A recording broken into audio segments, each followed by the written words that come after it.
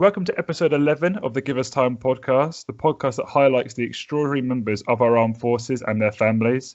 This episode, we have an incredible guest. For those regular listeners of the podcast, you will know our guest as she's been mentioned a fair few times during our episode with Alison and David Richmond and during our podcast with Josh Boggi.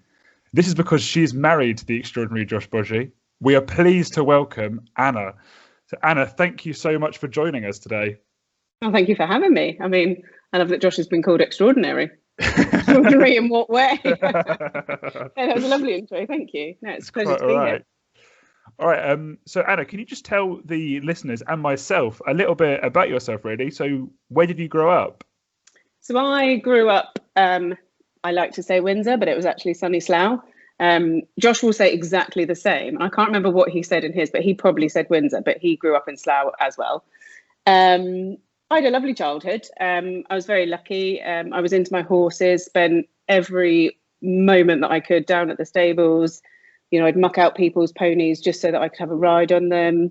And it wasn't until I was about, I think I must have been about 13, 14, that I took on a horse on loan and just was absolutely besotted with him, and had him for a good few years before he sadly passed away. And as I got older, I just thought, do I really want to be down in the cold, wet, stinky yard? I thought no. And I'd started working in a retail shop by then, and I just thought, you know what, my time at the stables is done. My sister carried it on. My mum carried it on. She had her own horse. So we've always been quite an active sort of sport. I wouldn't say sporty, actually. That's definitely the wrong word. But we're an active family. Like, we used to go camping. We'd always have sort of holidays in the UK, but we'd always go and find something fun to do, whether it be walking along a beach or finding some cliffs to walk around and things like that. Had a lovely primary school, loved going there, and then went to my secondary school, which was the rival school of where Josh went. And that's something else he doesn't tell people. I went to the grammar school, but our schools regularly played each other at football and things like that. So we had lots of mutual friends. We've actually known each other since we were 10 years old. He used to play football for my dad. He had a youth team, and Josh was their goalie, much to my sister's disappointment, because she was the goalie until Josh came along and my dad was out you get, in you go. So we've known each other for a long time, and our paths sort of drifted. You know, I went on to, I actually went and did a beauty qualification when I left school. Did nothing with it. Most people will be like, really? Did you do that? When they see the state of my nails and my face. But yeah, so I went off and, you know, I did that and sort of went into my sort of project management that I do now. And obviously Josh joined the army, but we've always sort of kept in touch. Like, I'd always see his updates on Facebook and things like that. And I think that was such a great tool back then to keep in touch with your school friends. So yeah, so we've known each other a long, long time. So obviously you said there you met when you were 10. Mm-hmm. And then obviously you then went and drifted apart. You went to different schools and everything. So how did you then go and find out about Josh's accident then? And what was that like, hearing that? So we've got a lot of mutual friends. We would regularly be on nights out in Windsor. I think we used to go out on a Thursday night, a Friday night, a Saturday night, sometimes on a Sunday night. Each other, you know, we'd always say hello, or, you know, like his friends I knew and vice versa.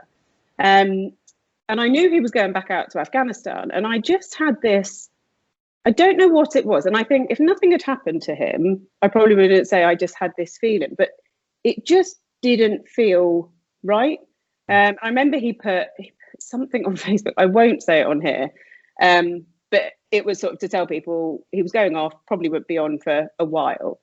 And normally over Christmas, he would always put an update, like, and he did put one on there to say Merry Christmas to everyone. And it got to New Year's, and I thought, oh, this is odd. Like, he hasn't, you know, said Happy New Year to anyone or anything.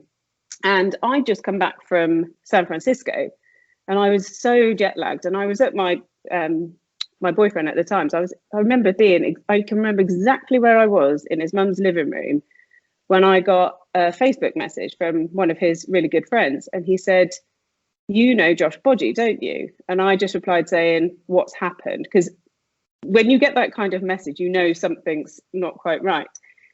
And I said, what's happened? And he just told me, sort of a brief of what people knew. And I just thought, oh my God. And I just said, please pass on my love to the family when you speak to them. If there's anything I can do, let me know.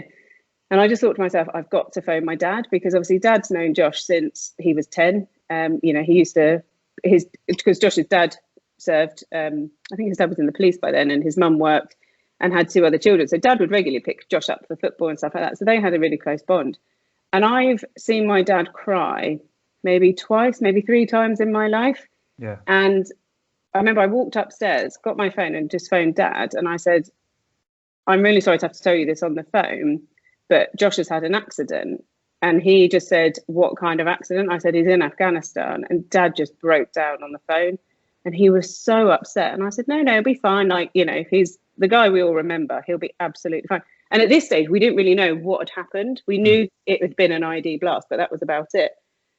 And then obviously, as the weeks sort of unfolded, we found out more about what had happened. But I just remember feeling that sick feeling, thinking, you're so young.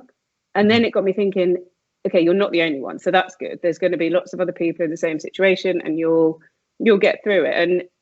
And I remember saying to him when we actually went on our first official date, I was like, I always knew you'd get through it and you'd be fine. He was like, did you? I was like, well, what else were you going to do? Sit in a bed all your life? I was like, no, that's not really an option. So yeah, I'll never forget that day. And it's things like, and I know we'll probably go on to talk about that lovely trip to Majorca we had. I remember exactly where I was standing. I remember exactly which way I was facing. I remember the temperature, the smell. It's those kind of things you never forget them. Yeah. So how long from his accident then did you then start to go and reconnect with him for once you got back to the UK from Afghanistan? So I obviously just, I sent him a message on Facebook and just said, you are going to be inundated with messages, but I just wanted to say, send you my best wishes. And if there's anything we can do, just let me know. Dad sends his love and all the rest. Obviously, he then had to get back and, he was incredibly poorly when he came home. And it wasn't until I'd see a couple of updates on Facebook, and I'd always put a like on there or just, write a little message. And it wasn't until the June, and I'd been on a night out with my best friend for my birthday. And I was it's a hangover I'll never forget as well. I remember I was sat on the sofa in my parents' living room, and I was nursing a Big Mac and chips. I couldn't eat it. I was like, ugh. And I was just flicking through Facebook, and he popped up online. So I thought, I'll say hello and just see how he's getting on. And just from there, we just got chatting again. And it was really lovely I'd split up with my boyfriend months before that. And it was just lovely just to have somebody to talk to. And there was nothing in it because, I didn't see Josh like that at all. It was just, he's a mate. He's someone I've known, he's gone through this awful time. And, I just want to see how he's getting on. And we just got talking more and more. And then we exchanged telephone numbers. We came off Facebook and actually phoned. Well, actually, no, we didn't phone each other. It was all over text. Of course. I remember the first time. It's like now we don't use mobiles to call people, do we? You see it, ring, send me a text. And we just got chatting, and I just said, if you ever fancy going for a drink to catch up, it'd be lovely to see you. I said, you can show off your new legs. So we then got a date in the diary, and he was still at Headley Court at the time. So I'd finished work early. I remember I went home. And Mum said to me, she said, where are you going? I was like, oh, I'm just going to see a friend. Because I just thought, do you know what? No one needs to know at the moment. I wasn't doing anything silly. And I drove to Headley Court to meet him. He was like, there's a pub down the road. We can go there for, I think I'd said to him, I really fancy a burger. So he said, we'll go to the pub and we'll go for a burger and a beer. And he said, the only thing is I can't drive at the moment. Can you pick me up? Well, I had a Mini Cooper at the time. I was like, well, I mean, I can, but my car's quite small.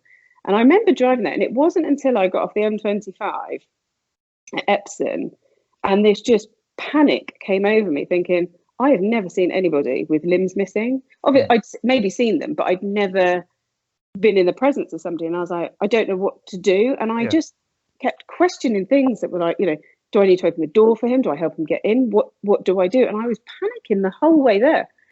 And I remember pulling into the guard room, and I just saw him. He had a bright yellow Stone Island jumper, which he's still got. I'm still trying to and all those fears and worries just disappeared. And and it's still to this day, I don't know what I was worrying about, because he walked over to the car, opened the door and went, "This is going to be fun." And it was just like the Josh that I'd always known. I mean, he had to like prop his knees up on the dash. And I was like, I hope when you do start driving, you have a bigger car, because don't buy a Mini. It's not going to work for you. Yeah, we just went down to the pub and had a drink and something to eat, and nothing romantic really started for a while. Like, it was just mates. It was really lovely to get to know him again for who he was. Yeah. And when was the last time you physically saw him before then? So it must have been, was it still when you were at school together? No. So it was probably on a night out in Windsor, because we'd always be in the King and Castle in Windsor. If anyone has been out in Windsor, that's where everybody starts, in the Wetherspoons. And I'd always say hello to him, like we'd sort of bump into each other at the bar. But I was in a relationship, he was in a relationship. So, you know, it was always just "You all right, how are you getting on?"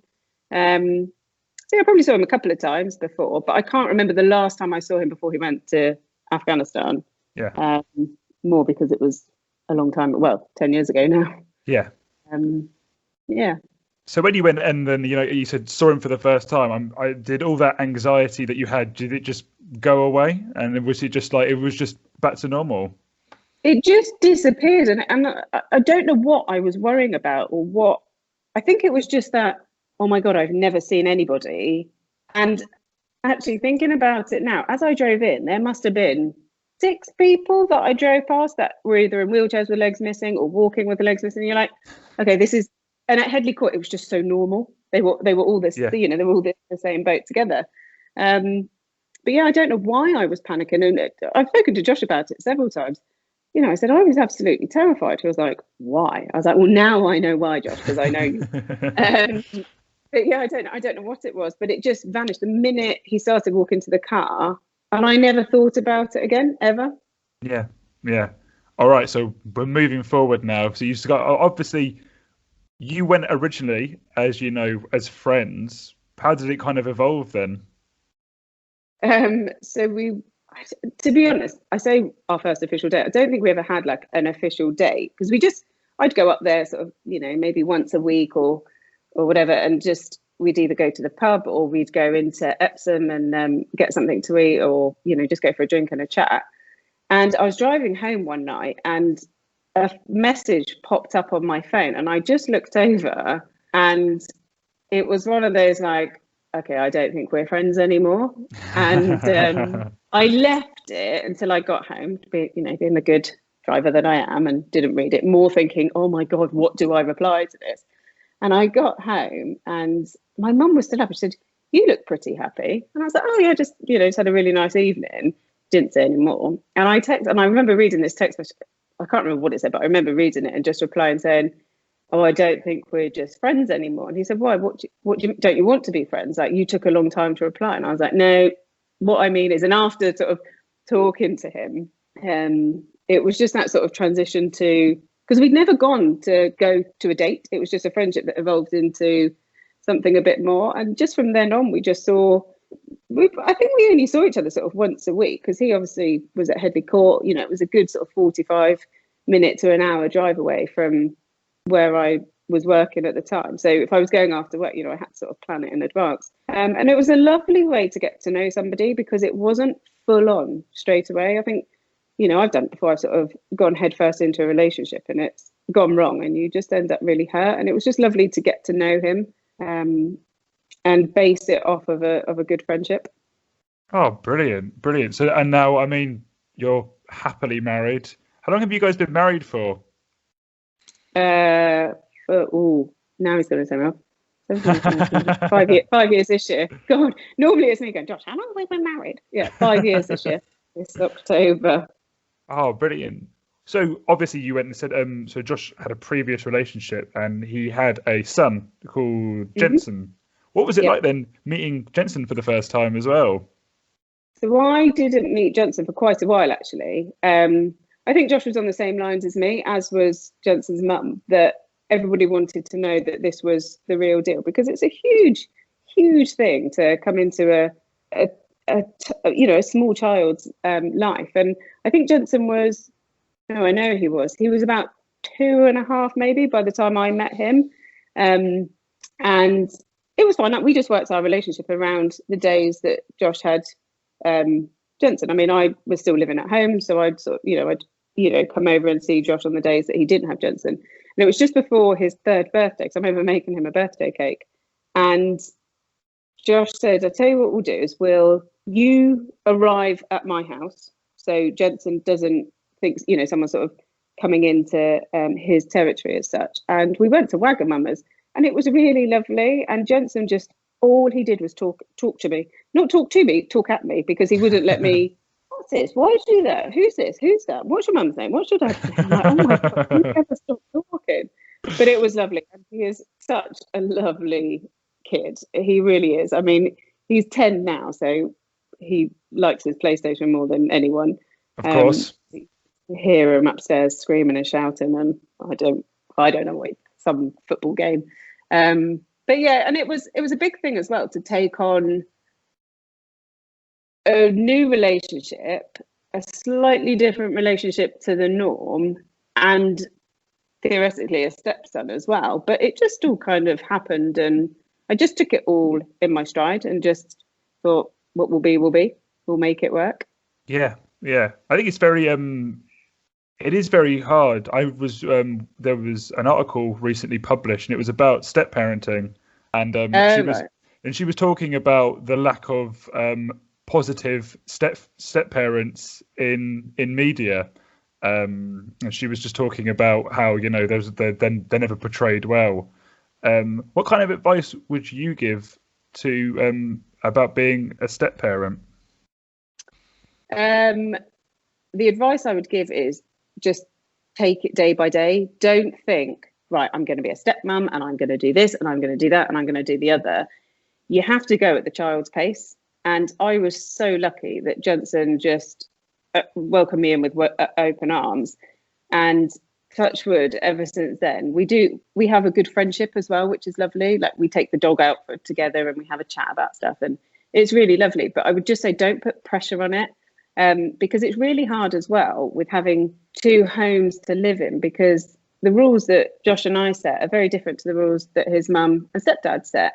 And Jensen, he finds that hard to kind of transition when he comes over to us to then kind of go into our rules. But he knows why we do things the way we do, and he knows why his mum does things the way she does. So I would just say, just don't read too much into it. If Jensen's in a strop, it's not because he hates you or hates me or doesn't love me or anything like that. It's just because he's lost at Fortnite, or his friend doesn't want to play with him, or something like that. He's just a 10-year-old boy. But we've got some lovely memories together, and we've had some lovely holidays with him, and I really treasure all of those. And I treasure that I got to meet him at such a young age as well, because I got to see him growing up, sort of changing into the boy he is now. Do you think that was easier then because he was a bit younger, or do you think it just would have been the same? Just his personality would have just gone well with yours? I think it's a bit to do with his personality. I mean, it's quite a sad reason actually, because obviously when Josh was first injured, Jensen was, he was 7 days old when Josh went to Afghanistan, so he was very young when Josh was in hospital. So Jensen grew up in a car seat in a hospital a lot of the time, and he had to go to lots of different people, for various reasons. And with his mum working and Josh being away, like, he went to a childminder. So he's never been a clingy child. He's not, he's definitely a mummy's boy. You can tell that. But he's not clingy by any means. Like, it's not like, I don't want to go there, or, like, he'll happily spend the afternoon with my mum. And I think that gave him a good start in life. He met lots of people from a very young age. But I think going into his life at such a young age I think that does make it easier. I would hate to think what it would be like coming into his life when he's 16. I think that would be a whole different ball game altogether. Oh, brilliant. Oh, this is fantastic. Now, obviously, we've spoken about this next bit in detail with Alison, with David, and with Josh. Do you want to share your side of the story in terms of your views on it and what happened in in Majorca. Yeah, it's probably going to be quite interesting because people will have listened to Josh's side, David's side, and Ali's side. And I remember when Josh was in hospital once, we did have a big argument about he was recalling what had happened to somebody. And I was like, were you really there? He was like, I was there. I was like, I know you were, but you were completely out of it, Josh. Like, I remember every day, and it was only when I pulled up the messages, I was like, told you it happened on that date. So we booked it. I think it was nearly a year and a half before we actually went. And a very good friend of ours, a lovely lady called Linda, she suggested we all go on a cycling holiday. And I remember replying, going, what kind of fool goes cycling on a holiday? Josh was like, yeah, I'm well up for this. Josh loves Majorca. Josh spent, and will do again, I'm sure. He's spent many winters out there training. He knows the island, I think, better than he does where we live. He absolutely loves it. And we've talked many, many times about, moving out there when we're older, just to have a nicer life. I was like, yeah, not near where it all happened. But yeah, so we went out to Majorca. There was 12 of us in total. There were 6 couples that went. So obviously I knew most of them. There was one couple that I didn't know before, but they obviously knew other couples, and I got to know them really well. And actually, by the end of it, we were all like family because they were just so incredible. So we flew out to Majorca. Do you know what? I remember sitting there thinking, this is going to be such a good week. And Josh and I booked a second week because I'd had such a busy year at work.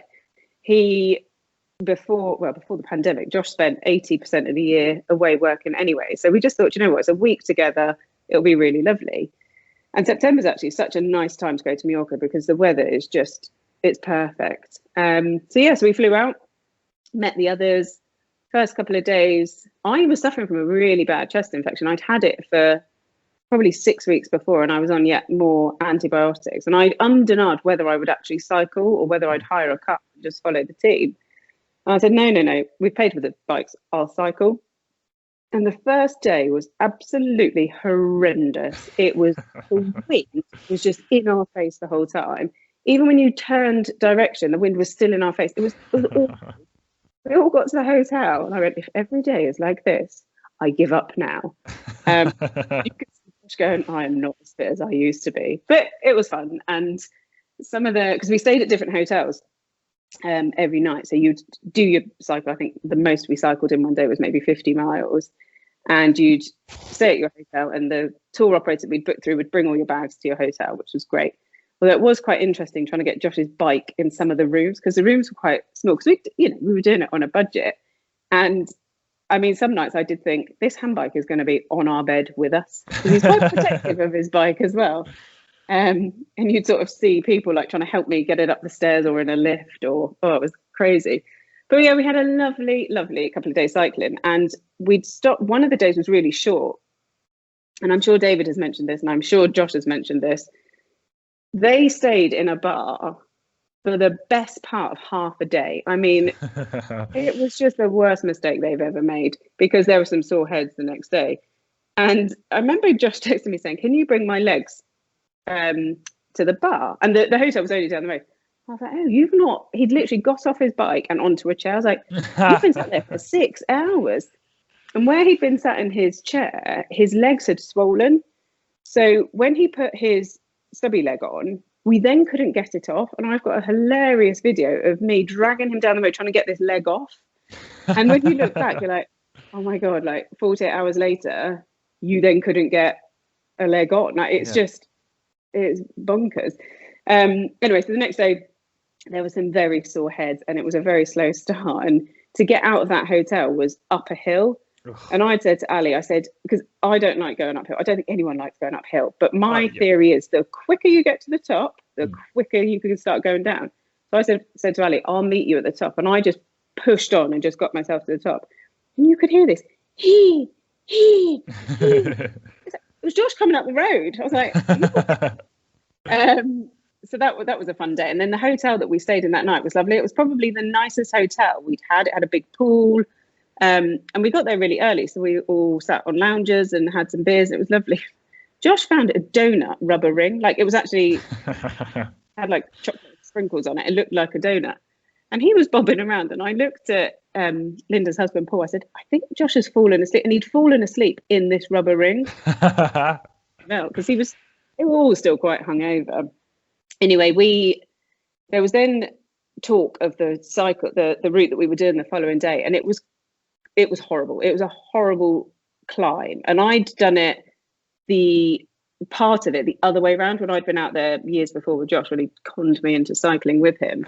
And I'd done the descent that we were going up, and I remember saying to Ali, I said, I had my hands on the brakes the whole way down on that descent, so I'm pretty sure we're going to struggle going up.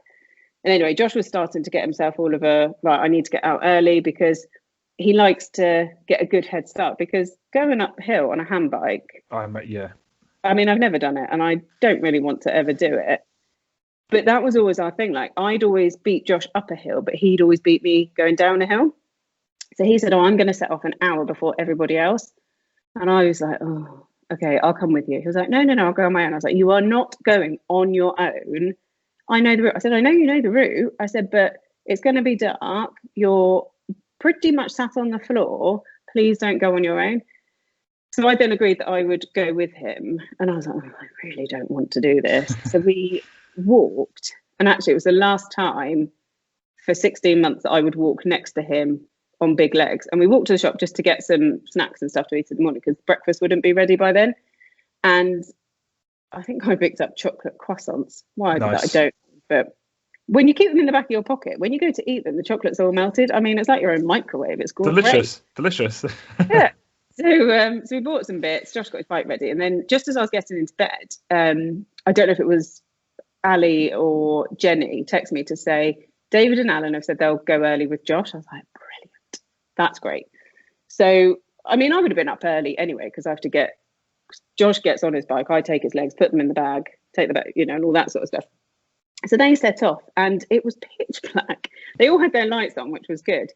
And before Josh before he always goes on rides, I always give him a kiss and just say, ride safe. I don't know why I do it. It's probably one of those old superstitions, but I've always done it. And I didn't that one, and I don't know why. I don't know if it was I didn't have time, or he was off in a rush, or what it was. And I've got a video of them all setting off, and I was like, they look like the three Billy Goats Gruff. And as I walked in, I was like, I didn't give him a kiss, and it just played on my mind all morning. So me and Ali went and had some breakfast, and for some reason, everyone just wanted to go that morning. I think everyone was getting in their head like, oh, it's a really hard climb, and they'd sort of psyched themselves out before they did it. So I was faffing around just to slow everybody down, because I thought, I've just had another bit of toast, and I don't really fancy leaving that on the side of the road. So can we please just chill out a bit? So I think I made out I couldn't find the key to my bike. I mean, it was in my hand the whole time. I was like, oh, where's my key?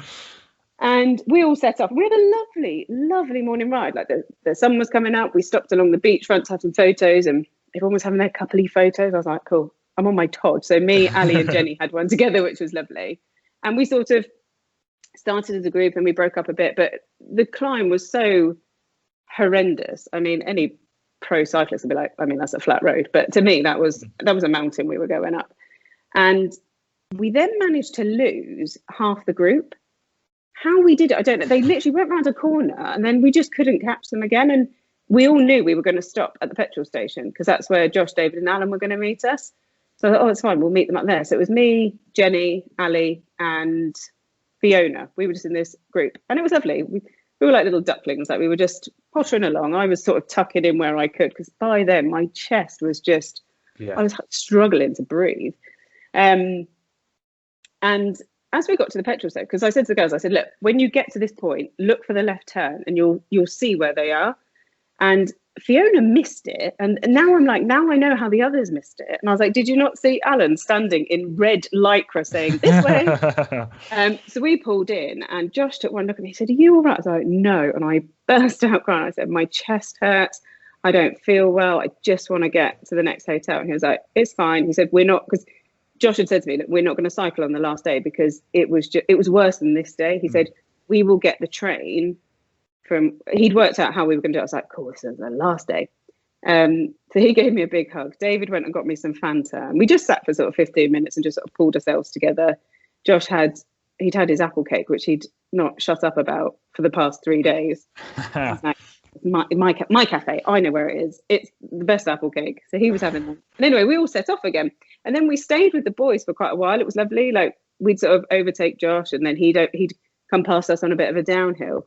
And we got to the top of the climb, and Ali's got Find My iPhone. So we just checked where they were. And I said, oh, they're half a mile behind us. I said, we'll push on, because by the time we're halfway down, Josh will be at the bottom anyway, because he'll come hurtling past us with some form of abuse and he'll be at the bar with a cold beer before we're even down. So we said, yeah, good idea. So we went off, and you go to start off, there's this tunnel, and it kind of comes out of nowhere. I know that sounds ridiculous, but this tunnel comes out of nowhere, and the lights go off. And I was like, I've got sunglasses on, I can't see. But we managed, we got out fine. And as I was going down, I just thought, where is he? Normally he's come by and you just see his little flag waving. And we'd broken into 2 groups. So Jenny and Ali were slightly behind, and I'd gone on with Fiona. Just because when you're going down here, you need to go at your own pace, because you don't want to race, because it is just dangerous. Yeah. And there were so many cyclists coming up the hill. I was like, why would you go up this? Why would you do this? And I remember seeing this one guy, and he had big curly hair. Like, if anyone had seen Josh's hair when he was in hospital, treble that. This is what the hair was. And he had his helmet on his handlebars. And I just thought, you're an idiot. Why would you carry? And you see it a lot in Majorca, like people take their helmets off because it's hot. Well, I mean, you'll be hotter when you're dead, because your head, like, seriously. And anyway, that really stuck in my mind. And me and Fiona got to the bottom. I thought, oh, and I just had this sick feeling in my tummy, like something's not right. So we sat on the wall, and I was like, I've got a croissant in my back pocket. So I sat and ate that. And that was probably the last thing I ate for maybe 3 days. And we sat on the wall, and Fiona said, shall we go on and meet them at the bar? Because we then worked out where everybody was. And I said, no, I'm going to wait for Josh. I just need to see his flag, even if it's right up in the distance. As soon as I see his flag, I will be fine. She was like, oh, okay then. And then Jenny and Ali got down, and Ali sort of looked at me and said, have you heard from the boys? I said, no, have you? She said, no. She said, I just thought we'd see Josh coming down. And I was like, yeah, I don't know where they are. And I said, we had seen lots of cars going up. I said, they could just be stuck behind traffic. And it happens on the mountains a lot. And we sat there and thought, oh, this is a bit weird. Like, something's not right. And I could see Ali and Jenny starting to get a bit. And Fiona, bless her, she was so sweet. She was so reassuring. But you know, when you're in that state of panic, and it's like, just shush. And I remember saying to her, Fiona, it's all right for you. Your husband's at the bar. You know where he is. And I mean, I've apologized to her so many times for being so rude, but it was just that, just leave me. I just need to sit here in quiet. And I said to Ali, I said, oh, find my friends, see where they've gone. And she got it out, and I looked over, and I just saw this dot move, and she moved away from me. She said, oh no, it's not working. My signal's gone. And I was like, oh, that's a bit odd. I said, check it again in a minute. She said, no, it's not working. I don't know what's going on. She said, maybe they've stopped at a pub. I was like, what pub did you see? I definitely didn't see one. And then this guy came down the mountain, and it was the guy I'd seen going up, but he had his helmet on this time. And I thought, either you read my mind of me going, you absolute idiot, or you've just seen something that's made you think I'm going to put my helmet on. And I thought, I just hope it's not the latter. And Fiona can speak quite a bit of Spanish. So I was like, go to that boy and ask him. Boy, he was a man. He was a grown up. Can you go and ask him what's happened? So off she went, bless her. And you could see lots of hand actions and gestures and this and that. And she came back and she said, all I got out of him was bike crash. I was like, oh dear, that doesn't sound good. And I just remember thinking, God, I hope whoever it is. And at this point, it still didn't twig that it could be Josh, I think. And I just remember thinking, oh God, I hope whoever it is okay. And it must have been a few moments later, I thought, oh God, what if it is? I just thought, no, there's no way it can be Josh. Josh knows what he's doing. He'll be fine. He's got David and Alan with him. And then more time went on, and then this ambulance came screaming past, and I will never ever forget that noise of hearing it in the distance. It was going zoom. And even now when I hear ambulances, it takes me right back to that moment. Yeah. And I just thought, oh God, it's Josh, something's happened. And in my mind, and this sounds so morbid, but because Josh works away a lot, and some of the jobs that he does, they could potentially be quite dangerous. I always have it in my head. I'm like, right, if he dies, this is what I'll do. Like, we've got our will sorted, we've got life insurance, we'll be fine. I can do it. Da da da da da. And at that moment in time, I was like, I can't do it if he's dead. Like, I cannot. Like, what do I do? And then Jensen just came into my head, and I thought, oh my God, I've got to fly home tonight. I still didn't know at this time whether it was Josh or Joe Bloggs, who was also coming down the mountain.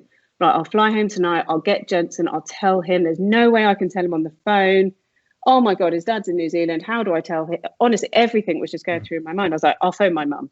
And then I was like, no, don't phone your mum, because she'll then panic. She's at work. You're in Spain. She can't do anything about it. And then I said to Ali, can you phone David and just find out? I said, I can't phone Josh, because if he sees me, because it pops up on his Garmin, if he sees me phoning him, he'll panic that something's happened to me. So can you phone David? And these like Spanish voices came through, like, oh, and I was like, oh, someone's got his phone. That's weird. And then it might have even been 30 seconds later, but to me, it felt like another hour.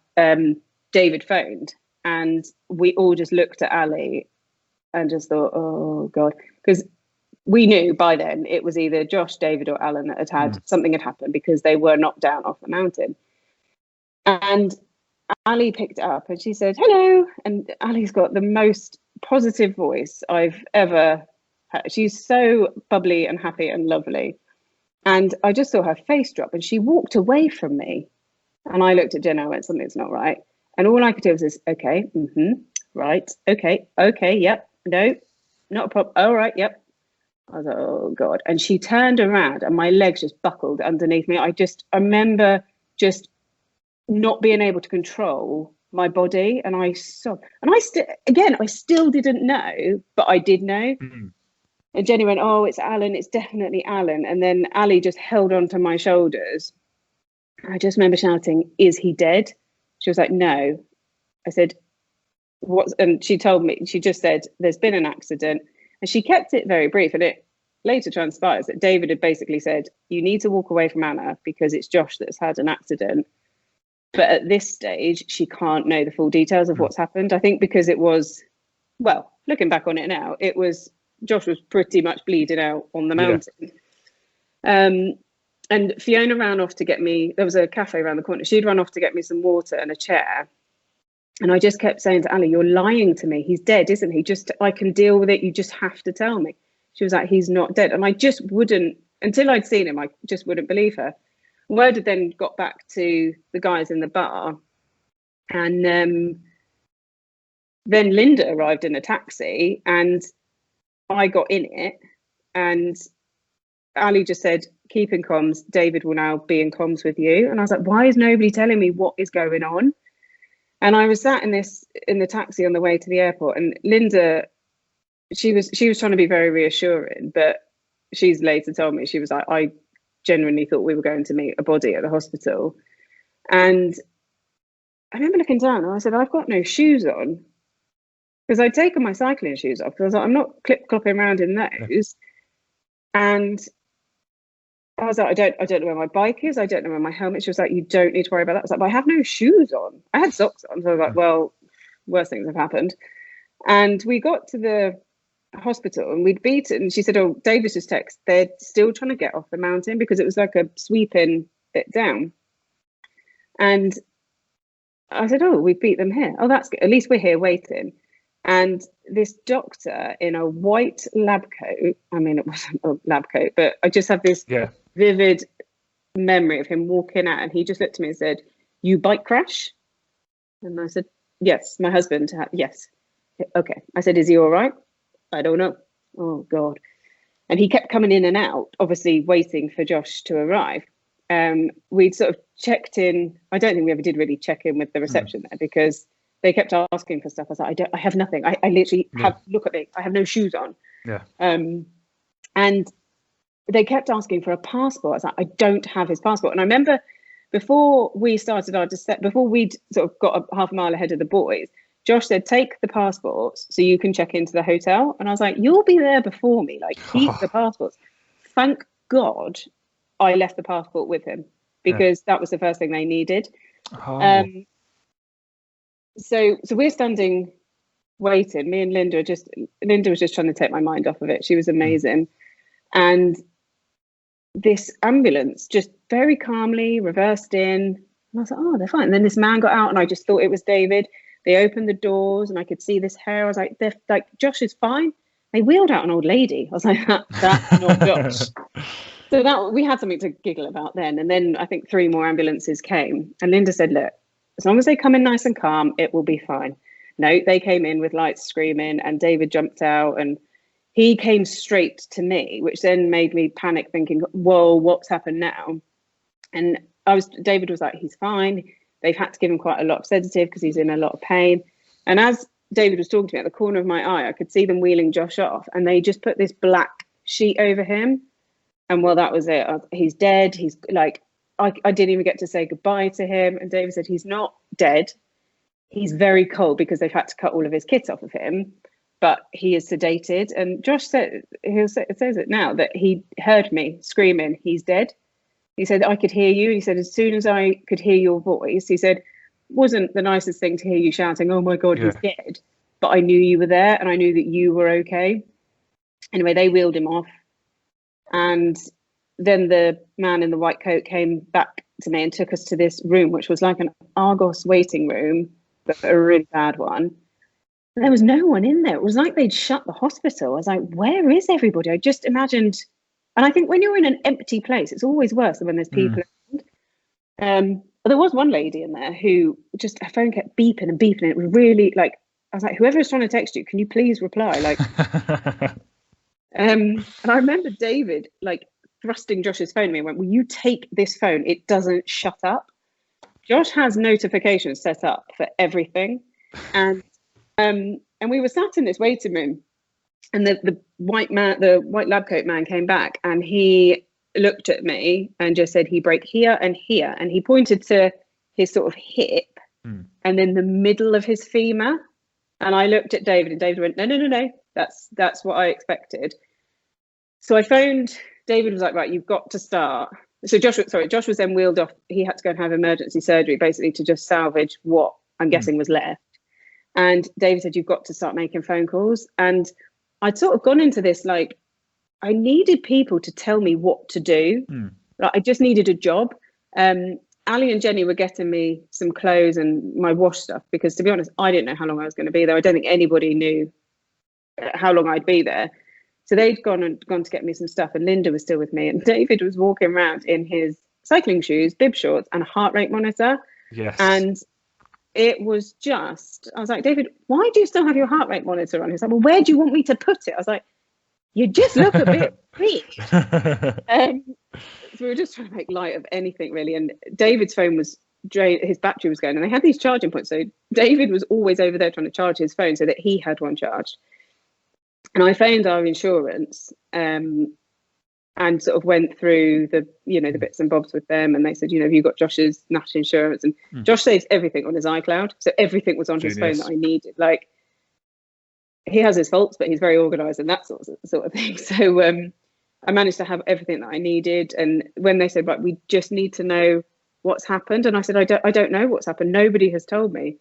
David, bless him, took the phone and just kind of gave a rundown. And I sort of sat there looking at him thinking, oh my God, this is what's happened. And that's how I learned. And when he came off, I said, David, I need to know now what's happened. And he told me, and Josh had had a blowout on a corner.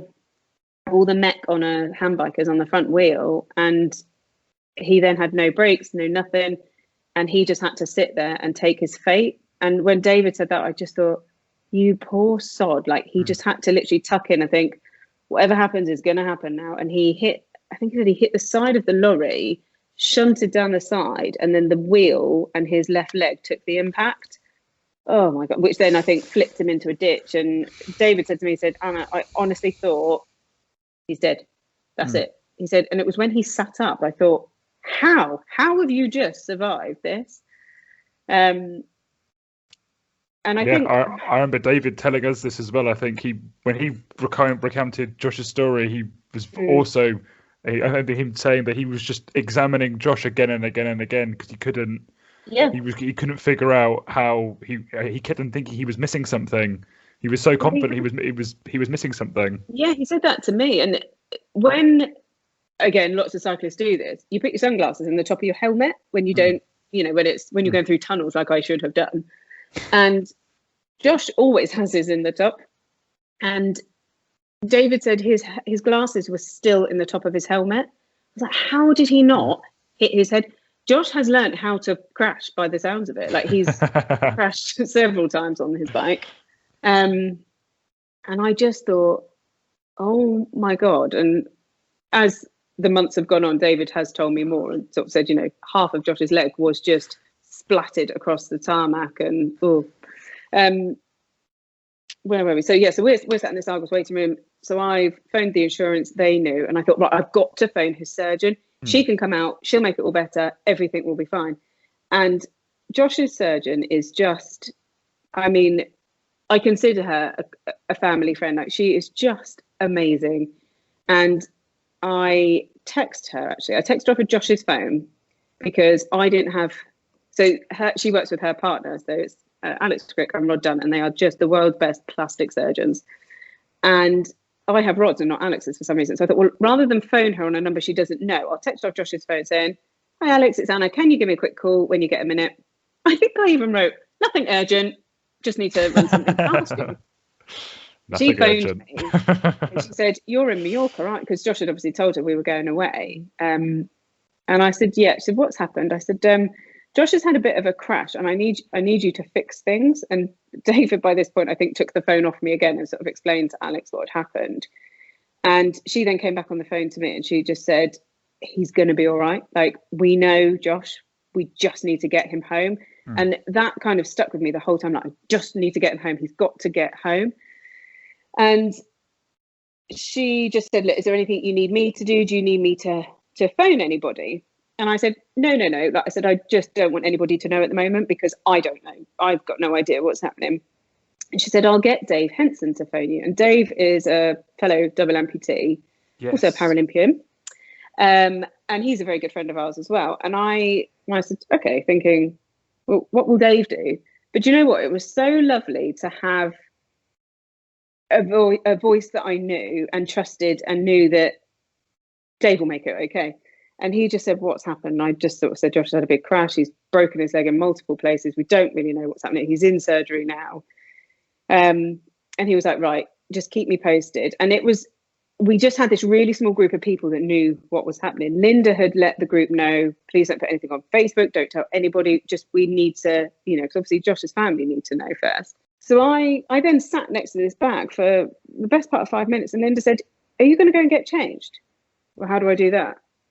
She was like, right, there's a bathroom down there, go and get changed. And it was like I'd gone into like almost a child state. Like, I just had to be told, right, go and get changed, then phone this person. And I came back out and I said, what do I do if my phone rings? Linda said, it's a mobile, you can take it with you. I said, can you hold it? And I was just scared of news. I was scared of anybody telling me anything at this stage.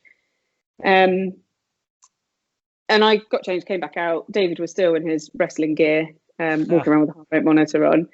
And we tried to work out, I'd been given this number and I've still got the piece of paper upstairs with Josh's number on. And they said, keep an eye on the board. But we couldn't work out what the board meant. Some were white, some were green, and some were red. And I was like, is that dead, alive, not quite with it? Like, what do these colours mean? Linda, I don't think Linda ever worked out what they meant. But we could see Josh's number. It had gone red, green, and white several times. We were like, we'll just wait. And then the man came back. I was like, oh, Jesus. And he came in and he said, you come with me. And I was like, guys, you're all coming with me. Like, I'm not doing this on my own. And we were heading towards the intensive care unit. I was like, oh, God. Well, at least he's alive if he's in an intensive care. Like, we're not going to the, a morgue. And he said, come in this room, and this room was tiny. I could see a desk and a computer in there and 2 chairs, and there was a door the other side as well. And I thought, we're not coming out the way we're going in. And it just felt awful. I just said to Linda, I don't want to go in there. I don't want to know, because in my head I just kept thinking, they will have amputated his whole leg. They will have taken it off at the hip. He'll have no leg. What will he do? How will he walk? Oh my, Josh can't be in a wheelchair. Josh is not somebody who sits around and does nothing.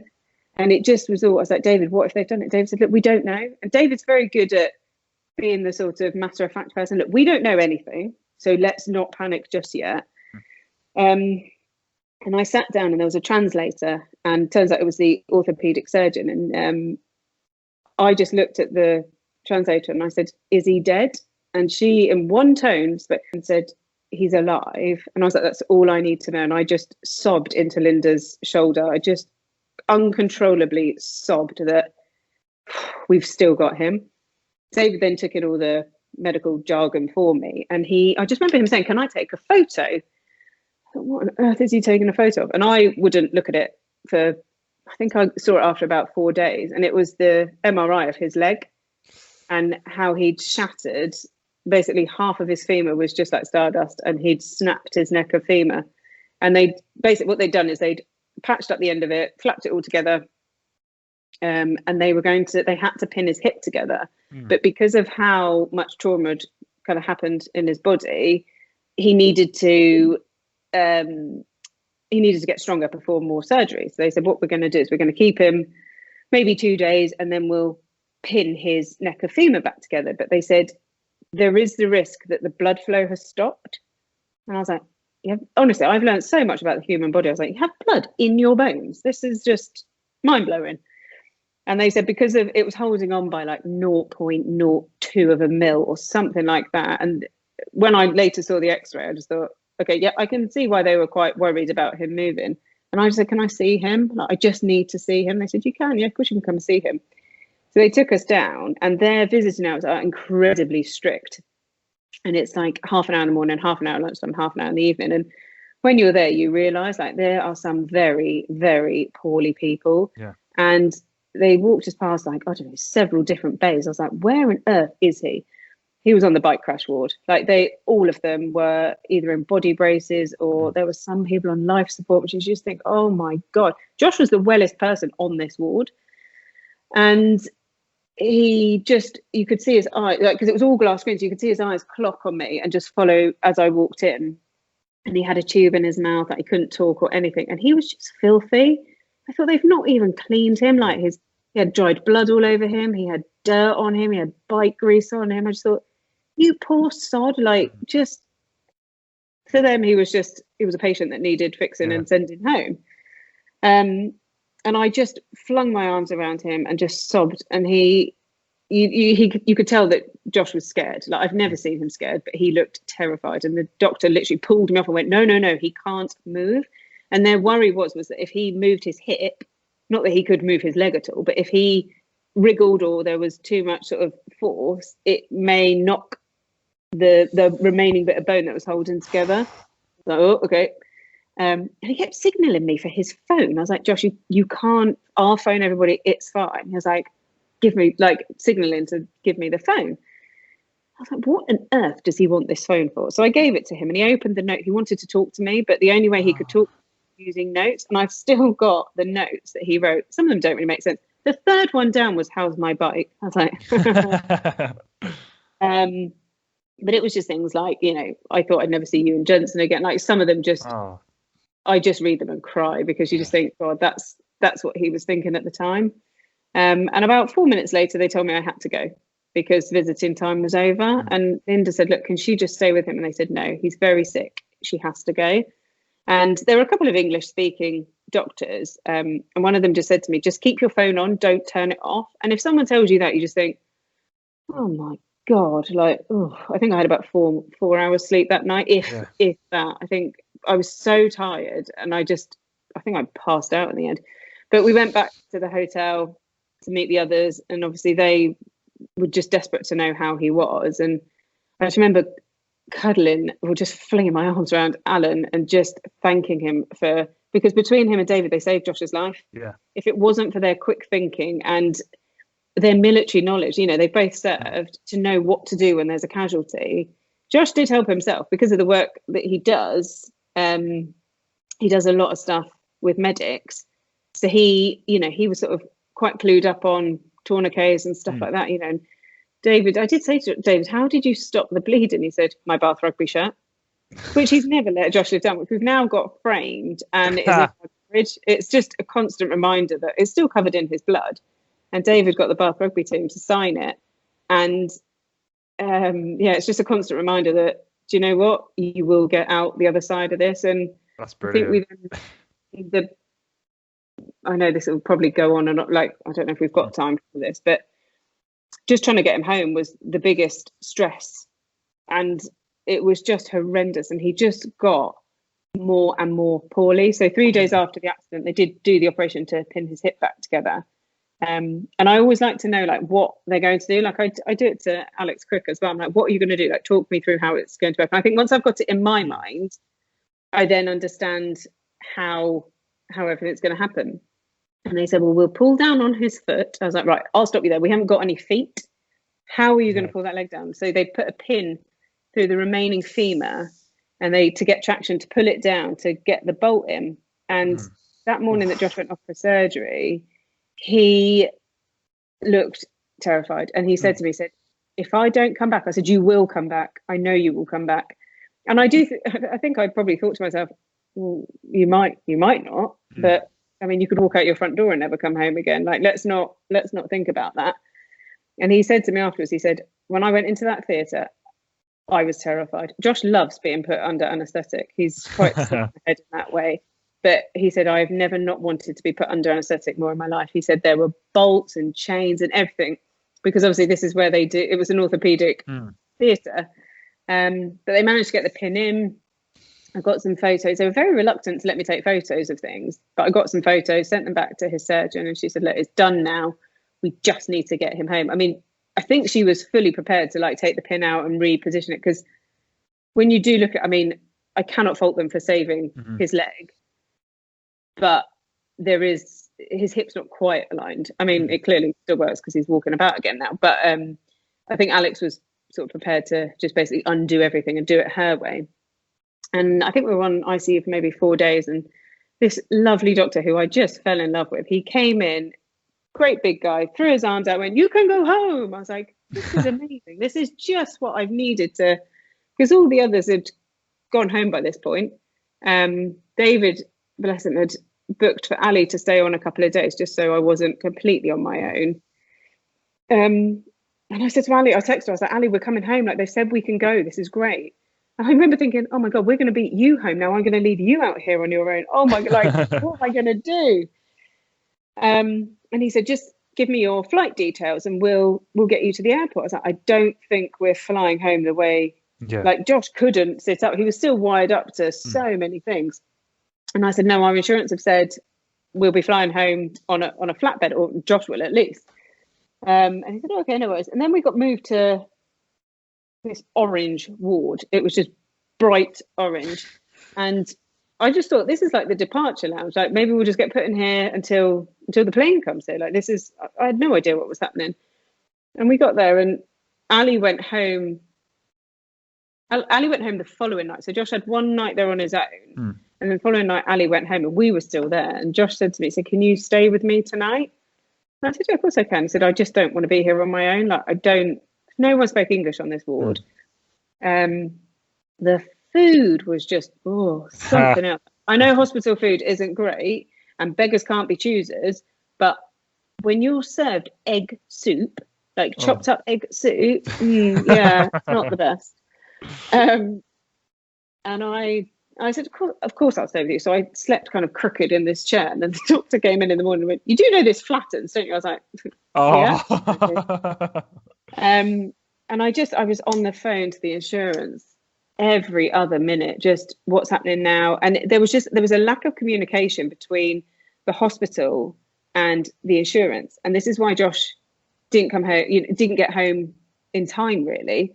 And by the time we did get him home, it took for his surgeon to phone the insurance and basically say, if you don't get him home in the next 24 hours, you will be bringing a body home.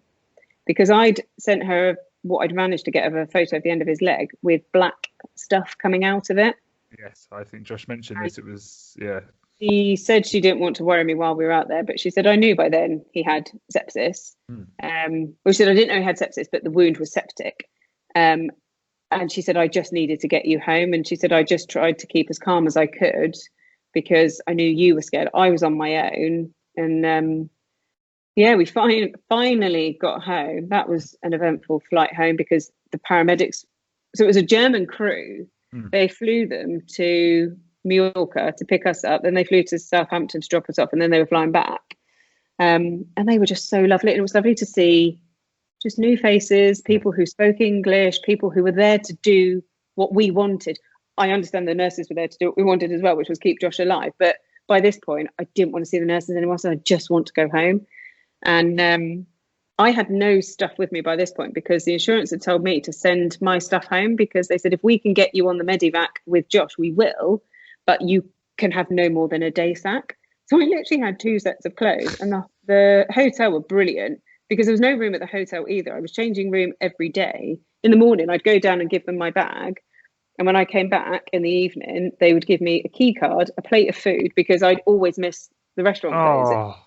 They'd give me some food and my clean washing because they were washing my clothes every day for me. Because I literally had 2 sets of clothes and a toothbrush, I think. That's so lovely.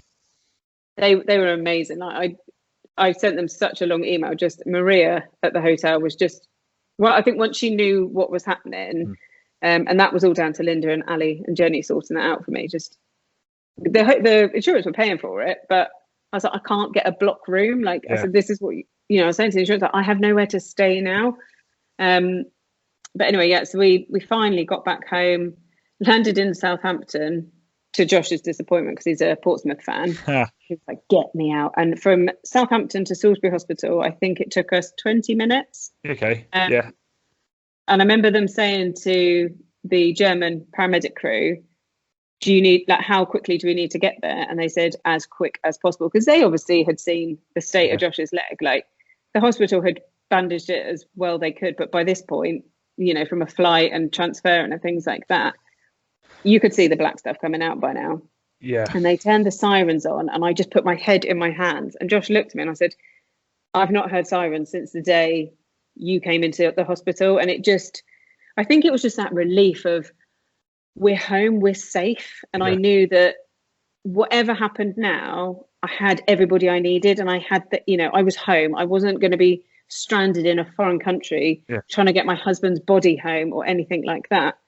And we got to Salisbury Hospital and Alex Crick was there and Carol Betteridge, she runs Alex's war clinics. And I walked in and Carol said, you look like a Sherpa. I was like, thank you very much. Really nice. Because I had my bag on, Josh's bag on. I don't think I'd brushed my hair for 4 days. I dread to think what I looked like. And she just had this massive mug of tea. I was like, oh, that is just what I need. So Josh was sort of triaged there and they sort of looked into what had happened, and it was all just so chaotic. And then we got him into his room on the ward and Alex said to me, she said, I'm going to operate tomorrow. I need to get in there quick. And it was Alex's weekend off. And this is why the woman she is so incredible. Gave up her weekend off to come and look after Josh. And David brought us in a McDonald's because he said, what does Josh want to eat? And I said, boy, what do you want? And he said, oh, I'll have a McDonald's. I was like, okay. So David went and got one. I think he ate a nugget and a chip. And you could see just his face was grey and he just looked so ill. And then Jensen phoned me and was like, Mum said I can come and see Dad. When shall I come? I was like, whoa, what is going? So Josh had obviously texted Jensen's mum to say I'm back, which she then translated into Josh is home and everything's great. I was like, no one has any idea. I'd obviously mentioned to family while we were out there, just what had happened. And I was like, Jensen, just let me get the next few days out of the way. And I'll, as soon as I can bring you to see Dad, I will. And Alex operated the following day. I think he went down about 8 o'clock and she'd said to me, go home. Because I still had well, by this point I had all my suitcases that had been at Ali and David's. And we live an hour away from Salisbury Hospital. We used to live just down the road, which would have been very convenient. Very convenient. I mean, I just took up residency in half the time I was at Linda's house and half the time I was at Ali's house. And I took all my stuff home. I got a wash on. And I'm one of these people, as soon as I get home from any holiday, I have to unpack. I can't stand suitcases lying around. So I unpacked, got a wash on. My mum came round and my dad, my brother and my sister-in-law. And mum was like, where were all your cases? I was like, they're in the garage. I've sorted them. Like, I can't. And I think because of what had happened, I just needed to wash everything away. I didn't want anything around me.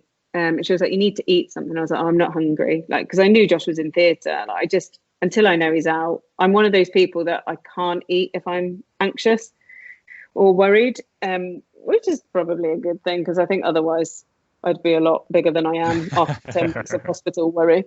And it got to, mum left here about 12, and Josh should have been out of theatre by then. And I was like, I can't sit at home. I know I'm going back up there. I'll just head back to the hospital. So I must have got there about 1:30, 1:45. And I had Josh's wheelchair that I'd brought up for him and his stuff. He'd given me a list of what he wanted, because we knew he'd be in for, I honestly thought 10 days. I genuinely thought that's how long we would be in there. So I brought enough stuff, a couple of T-shirts, things like that, DVD, iPad and things. And I went back to his room, and as I was walking down the corridor, the nurse looked at me and said, "Does nobody phoned you?" I was like, "About what? What now has happened?" Like, honestly. And I just cried again. I said, "I can't take this. Like, what's happened now?" He said, no, it's fine. It's just he's still in theatre, but he's going straight to ICU. I was like, again, like, seriously. So they said, just go and wait in the relatives room and we'll find out what's happening. We'll come and tell you.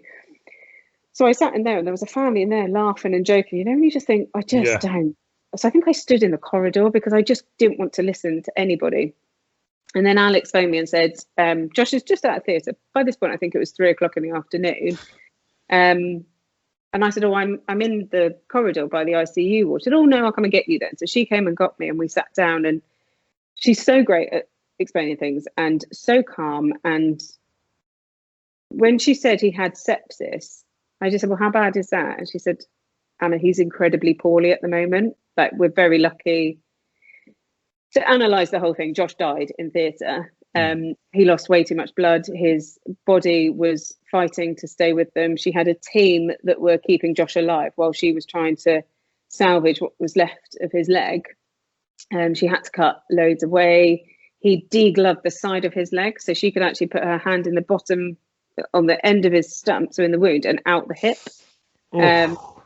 There were staples that had been left in there. The Spanish had patched him up to send him home. That's all they'd done. They hadn't done anything wrong as such, but they hadn't patched him up for longevity. They'd patched him up to go home and your doctors can sort you out.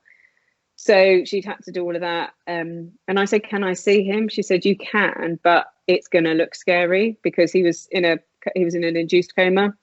And I said, how long will he be like that? She said, I just don't know. Like, at the moment, his body doesn't want to stay here. So we're going to make sure it does. And I just sat by his side and just held his hand. And the nurses were great. And they just kept saying, Josh, it's Anna. It's your wife. She's here. Squeeze her hand. And I could feel a tiny bit, but I don't know if that was just me hoping that it was him. And so I sat next to Josh and just kept holding his hands and talking to him. And I felt a bit silly at first. I was like, he can't hear me. He doesn't know why I'm here. And Josh said, I did know you were there. I could hear every single word you were saying. And they were just sort of putting drugs in him and bleeping things and pressing buttons. And I was like, I don't know what you lot are doing, but he's still alive, so this must be good. And Alex was still pottering around and sort of kept popping in just to see how he was. And then Josh kept trying to pull his tubes out under full sedation, which apparently you can't do, but he was starting to get quite agitated. And they said this can happen when the body starts to want to, because his breathing machine was helping him, but he was breathing on his own by this point. And they said this is what can happen, is sometimes your body will start to wake up a bit. So she said, what we'll do is we'll start waking him up and just see what happens. So they literally pressed the button, which must have produced something. And he sat up went to pull his tubes and got in such a state that they pressed another button to give him more sedation, and he was gone again. And they just said he's not ready. I was like, I don't think I'm ready either. Like, what is happening? But they managed to bring him around that night, which was lovely. So he wasn't in a coma overnight. But when they did bring him round, he asked me what I was doing there and why Mickey Yule wasn't with him. And I said, so Mickey Yule is, he was actually 9 squadron for Josh as well, but Mickey lost his legs in Afghan too. And I said, what? Why are you with Mickey? Like, what? We've been at the rugby all day. Oh, right, okay. I go, well, if that's where you've been, that's probably better than where you have been. And I said, no, I had to keep explaining to them, Mickey's not here. You know, you're in hospital, but you're fine. Alex is here. She's looking after you. And they just couldn't get him settled that night. He was in so much pain. And I think I must have stayed at the hospital till maybe midnight, because I just didn't want to leave him while he was screaming in pain. I've never heard him scream in pain like that. And they got him settled, and I went back to Ali's actually and slept. And I remember Ali texting me in the morning saying, do you want any breakfast? I said, oh no, I'm at the hospital. She said, I didn't even hear you get up. Well, I couldn't sleep, so I thought I might as well. And on the ICU wards, they were so kind, and they would always let you just come in if you needed to. And I just sat in there with him. He had no idea I was there half the time, but I knew where I was, and I was a lot happier. So he spent a week in ICU, and then we went on to the ward, where we spent a further 8.5 weeks, I think it was, till he had to have, I think by the end of it, he had something like 12 surgeries, 21 blood transfusions, just to keep him here today. Wow. Which is just, it's a credit to our NHS. Like, I know what they're fighting right now is on a much bigger scale, and you know, Josh's accident was a drop in the ocean to this, but I cannot thank them enough for what they did. And I can't thank the Spanish team enough for saving him. You know, if Josh had been on his own, he would have bled out on the tarmac. If I'd been there with him, I would have panicked. Would I have crashed as well, panicking at what I was seeing? Everybody and everything was in the right place at the right time. I know we had that huge delay in getting home, which did extend our stay at Salisbury Hospital, but everybody did what they had to do. Yeah. People got bikes home. I still don't know where my bike went. I don't know how it got from A to B. I don't know how my shoes made it home. They were just a great bunch of people to be with, and it has made us, David, Ali, Linda, Paul, and Jenny and Alan, just such a close group of friends, and friends that I will treasure for the rest of my life, because you know, they've seen things and witnessed things that, you know, and they've stuck around. They are very, very special people. Well, that was amazing. How is everything now? I know I feel so sorry you've just been having to talk. I've just barely said anything. Oh no, it's fine. I feel that I just talk. That's why I started writing my blog, because I thought, let me brain dump, because when people ask me the story, I'm like, here we go again. That's not a dig at you at all. Like, no, not at all. No.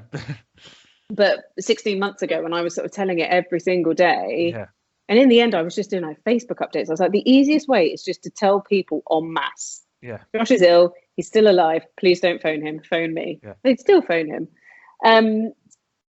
Things now. So getting him home was terrifying, because when we lived in Wiltshire, we'd done up an old cottage, and we had a lift in there, and it was perfect for Josh. Oh, wow. And then we sold it, and we moved back nearer to. We wanted to be nearer to family. We wanted to be nearer to Jensen and things like that.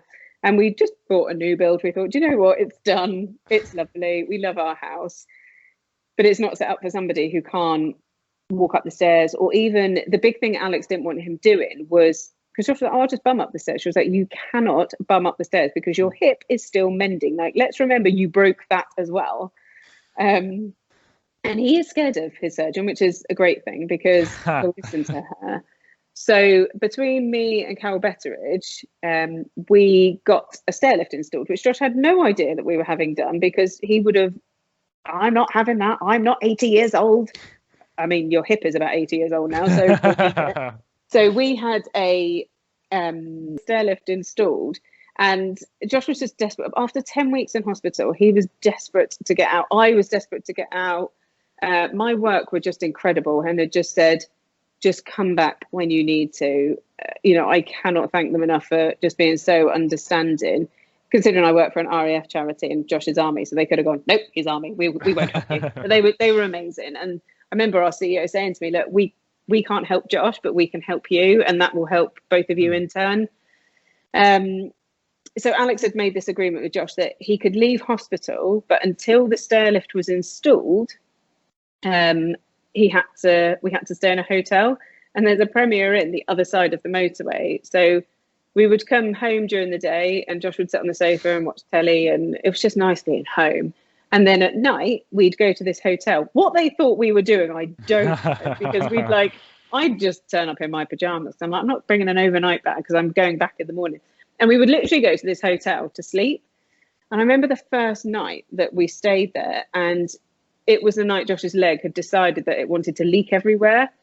And because he had so many wounds, he had the ones where the pin had gone through to pull his leg down. He obviously had his hip wound, the end of his leg. And we woke up in the morning and there was just, honestly, I was like, oh my God. So I took all the sheets from the room to wash them at home. And Josh was like, can we not leave? I was like, I cannot leave these for the hotel to find in the morning. So I took them all home and washed them and then took them back the following day. But it was terrifying that first night, because I just thought, right, this is all on me now. Like I've got to, because I was having to help him in the shower because of where he'd had his skin graft. I had to scrub the graft site every night until it bled, which was helping the new skin come through. But Josh would be sat like gripping onto the handrails in the shower while I'm scrubbing his leg. I'm like, this is just not what, we're still, I know we've been married 4 years, but we're still newlyweds at the end of the day. And I was like, is this what married life is? Scrubbing your leg till it bleeds? But we got through, and I now class myself as like a trauma nurse. You know, I can patch up a wound. I'd agree on that.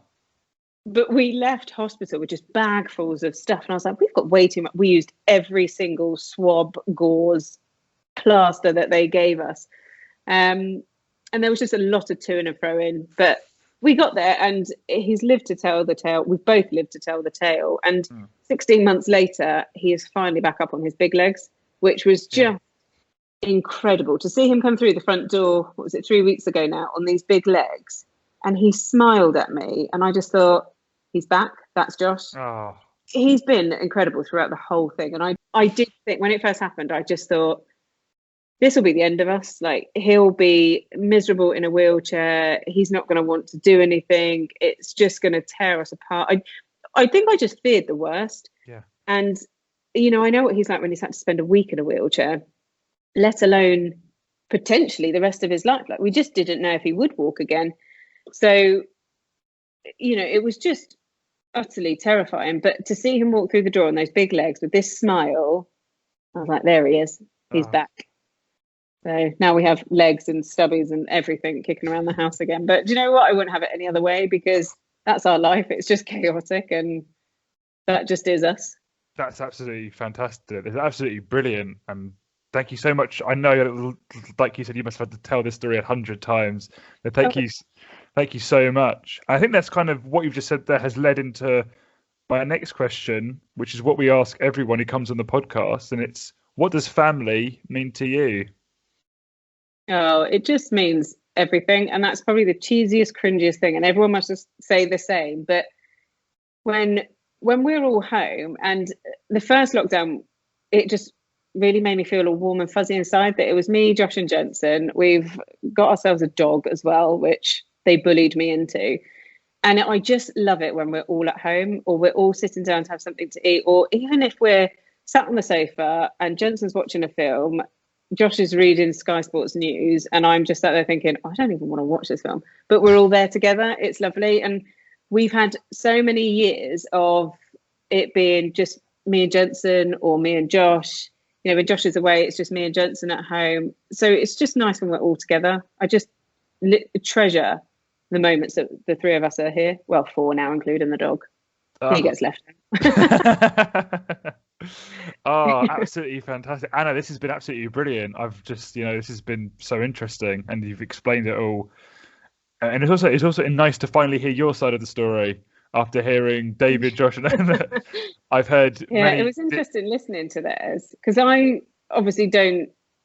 Me and Josh have talked about it endless times, but to hear him talk about, I think it's when he said, and I don't want to be like, oh, look at me, I'm amazing. But it was when he said, if it wasn't for Anna, I wouldn't be here. Yeah. And it just makes me think back to like, I dread to think what my phone bill was. Yeah. I remember at one point I kept getting messages from me, and you are like 250% over your data limit. I was like, I know, like phone was hot where I was using it so much.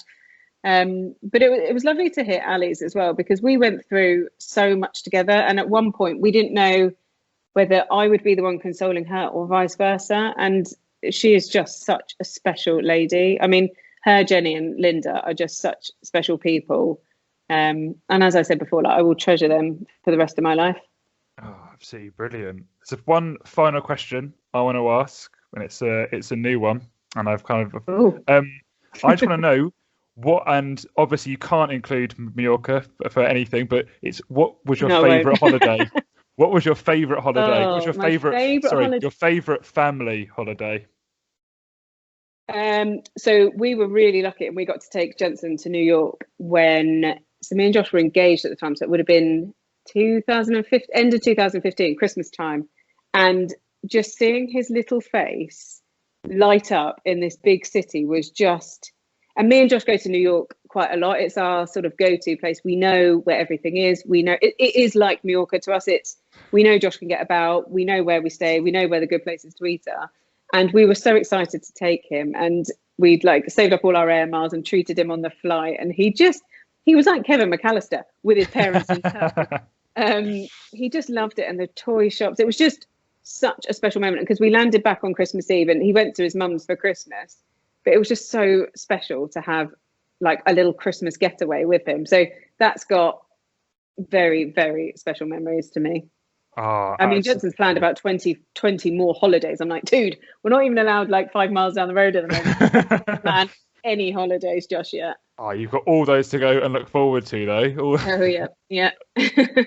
Oh, well, I mean, again, Anna, thank you so much for today. This has been absolutely fantastic. A really interesting podcast, really interesting to hear your story. And, you know, you're a great public speaker as well. That was brilliant.